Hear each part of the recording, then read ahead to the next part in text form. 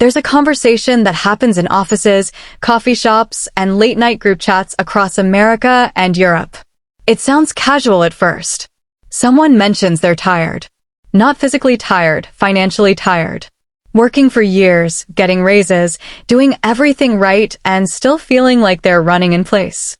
And then someone else admits they've been meaning to start investing for 3 years now. They follow finance accounts. They read articles. They understand compound interest. But somehow it never happens. Here's what's strange about this pattern. It's not about knowledge. Most women today know more about personal finance than any generation before them. They can explain index funds. They understand the concept of passive income. Yet most will never build it. Not because they don't care. Not because they're reckless.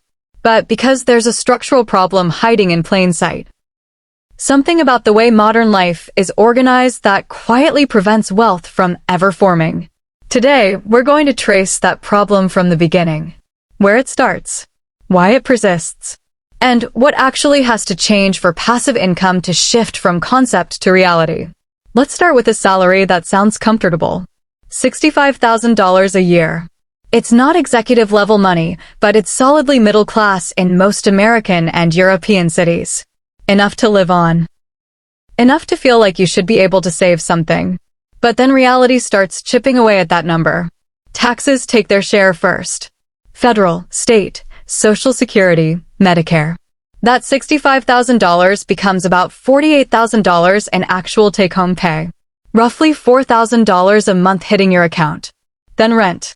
In any city where jobs actually exist, a safe one-bedroom apartment costs around $1,500. Not luxury. Just a place where the locks work and you're not afraid to come home after dark. A car payment follows because American infrastructure demands it. Another $450 disappearing automatically each month. Add insurance for that car, $150. Gas to actually use it, $120. Groceries aren't negotiable. Around $400 if you're careful, more if you're not. Health insurance, the portion employers don't cover, takes another $200. Your phone bill, $80. Internet, $70. Student loans, which most women carry well into their 30s, another $280. Basic utilities, electricity, water, heat, another $100. Add it up and you're at $3,350. And this is before clothing, before medication, before anything breaks or goes wrong. If you're realistic about the other costs of existing, the pharmacy run, the occasional meal out, the fact that shoes wear out, you're spending closer to $3,750 a month. That leaves $250. Now, this is the critical moment. That $250 isn't actually surplus. It's not extra money. It's the buffer that keeps everything from collapsing when your car needs new brakes or you catch the flu and miss work. So in practice, there's nothing to invest, nothing to build with, nothing to create passive income from. And this isn't irresponsibility. This is just how the numbers work when you're earning what society considers a decent salary. But the deeper problem isn't just that expenses consume income. The deeper problem is the way most people are taught to think about money in the first place. The model goes like this: earn a salary, pay your bills, save whatever's left. It's linear. It's simple. And for decades, it worked well enough. It worked when jobs were stable, when companies offered pensions, when a single income could support a family and still leave room for savings. That economy doesn't exist anymore. What we have now is a system where income is fragile, layoffs happen without warning, gig work replaces stable employment, and even good jobs feel precarious. Yet the financial model hasn't adapted. People still operate as if their paycheck is permanent, as if trading time for money is a sustainable long-term strategy. It's not. Because the moment that paycheck stops, whether from illness, layoff, burnout, or caregiving responsibilities that pull you out of the workforce, everything unravels immediately. The rent doesn't pause. The loans don't pause. The system doesn't pause. This is why passive income isn't optional anymore. It's not about retiring early or buying luxury. It's about survival in an economy that no longer guarantees stable employment. Passive income means money that arrives independent of your time and energy. Money that doesn't stop when you do. But here's the trap. Most women think passive income is something you build after you've succeeded financially. After the debt is gone. After you've saved $50,000. After life calms down. The opposite is true. Passive income isn't the reward for financial success. It's the prerequisite. It's what makes success possible in the first place. And the reason most women never build it is because they're waiting. Waiting for extra money. Waiting for the right moment. Waiting for life to get easier. But life doesn't get easier. Costs don't shrink. The right time doesn't arrive. You can wait your entire life for financial comfort, and it will never feel like the right moment to start. So why do intelligent, financially literate women keep postponing this?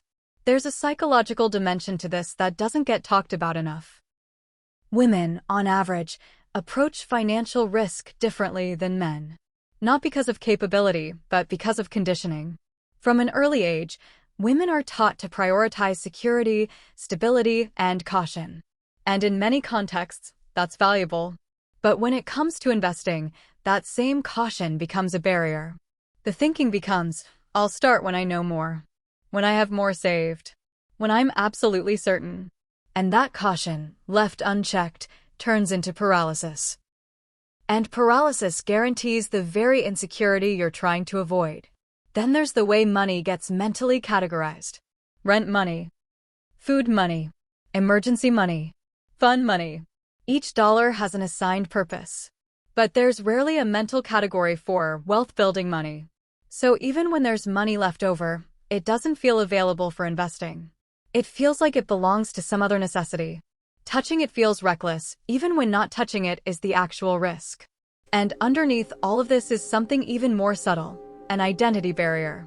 Most women don't see themselves as investors. Investing feels like something for other people. Finance professionals.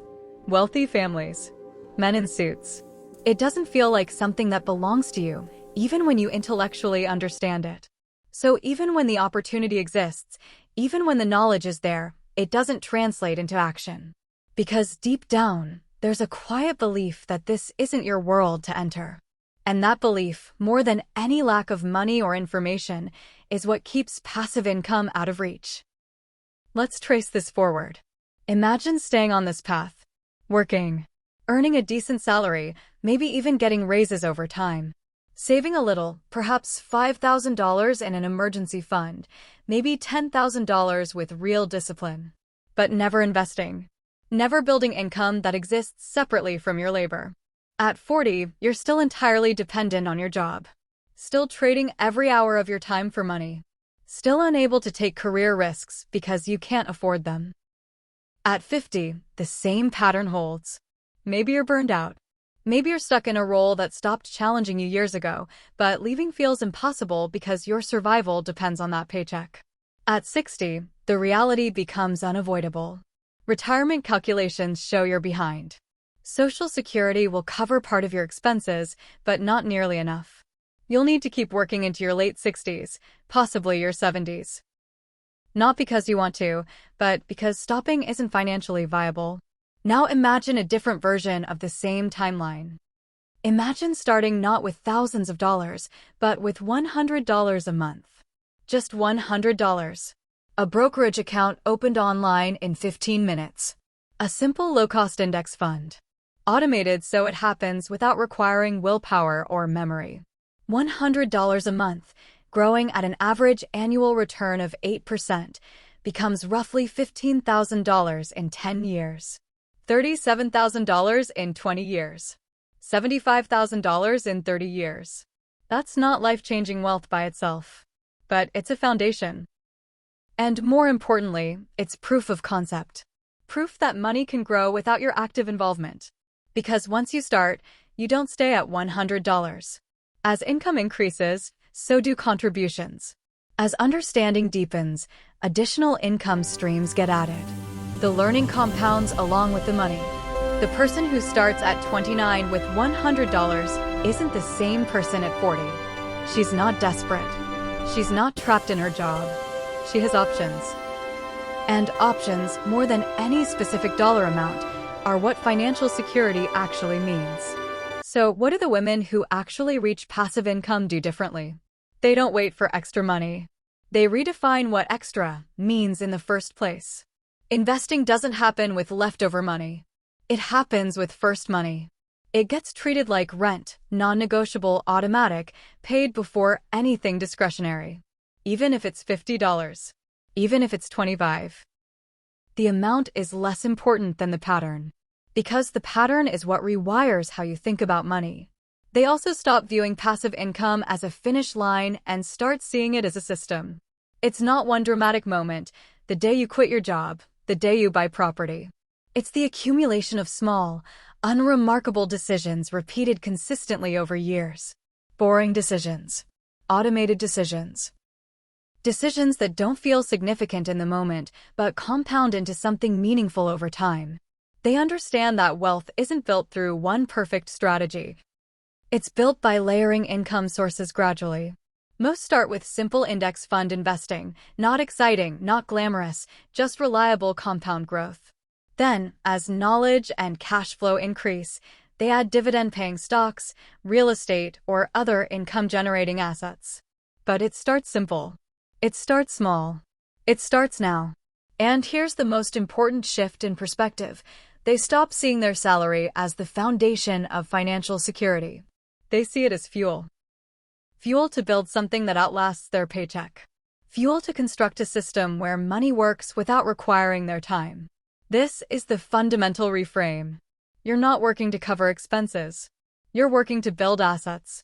And once you have enough assets, those assets generate their own income. That income isn't tied to your hours, your energy, your health. It exists independently. That's the game. And once you see it clearly, every financial decision starts to look different. Here's the reality. Most women never reach passive income not because it's impossible, but because they never start. They wait for certainty. They wait for extra money. They wait for the fear to go away. They wait for it to feel easier. But it never feels easier. And waiting doesn't change the math. It just delays the compounding. Passive income doesn't begin with confidence. It begins with a decision. A decision that $50 or $100 a month isn't too small to matter. A decision that your future self deserves more than total dependence on a paycheck that could disappear tomorrow. You don't need to have everything figured out. You don't need wealth. You don't need permission. You just need to start. Not next month. Not after the next raise. Now. If this gave you a clearer picture of how this actually works, hit the like button. And if you want more honest, grounded conversations about money and wealth building, subscribe. Thanks for watching.